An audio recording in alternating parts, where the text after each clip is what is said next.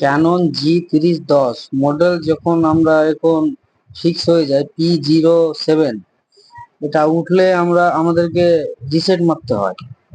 যেমন মডেল আছে, এটা আমার ক্যানন G3010, আবার এটা আছে G2010, এরকম যেটা মডেল থাকবে কোনো অসুবিধা নাই, সব একই টাইপেরই, এগুলো সব রিসেট মারতে হয়। তো চলো আমি কিভাবে রিসেট মারতে। সব থেকে প্রথমে আমাদের যদি অন থাকে তাহলে অফ করে দেবো পাওয়ার বাটন চেপে। পাওয়ার বাটন চেপে অফ করার পর একটু ঘুরবে, তারপর আমরা পাওয়ার বাটন প্রেস করে আমরা এটা 1 2 3 4 5 6 দিয়ে আমরা ছেড়ে দেবো হাত। তারপরে একটু থেমে থাকবো। এখানে অটোমেটিক লাইট জ্বলে গেল, তোমরা দেখতেই পাচ্ছ। এরকম হয়, মাঝে মধ্যে হয়ে যায়। তারপরে হয়ে যাওয়ার পর তারপরে আমরা এখানে স্টপ বাটন 1 2 3 দিয়ে আবার পাওয়ার বাটন দেখে দিলাম। তারপরে দেখবা আমাদের এখানে একটা প্রিন্ট বেরিয়ে যাবে। প্রিন্টে আমাদের যা ডিটেলস দেওয়া আছে, যা সমস্যা আছে ওটা বেরোবে।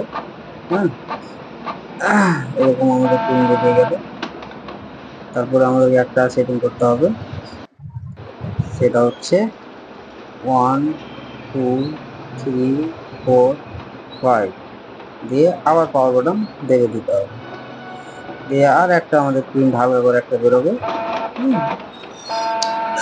দিয়ে দুটো আমাদের প্রিন্ট বেরিয়ে আমাদের সেট আপগুলো কম্পিউটার প্রস্তুতি দিয়ে চলে এসছে। তারপরে এখানে আবার পাওয়ার বাটন একবার দেবে দেবো,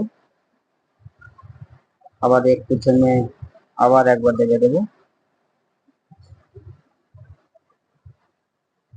দিয়ে আবার একবার আমরা দেবে দেবো। বাস আমাদের ম্যাচিংটা রিপ্লেস দিচ্ছে, রিপ্লেস নেওয়ার পর আমাদের কমপ্লিট হয়ে যাবে। এরকম যদি ভিডিও পেতে গেলে আমার চ্যানেলটাকে ফলো করে রাখবে, আর এরকম ভালো ভালো ভিডিও পেতে আমার সঙ্গে তোমরা থাকবে। Thank you so much.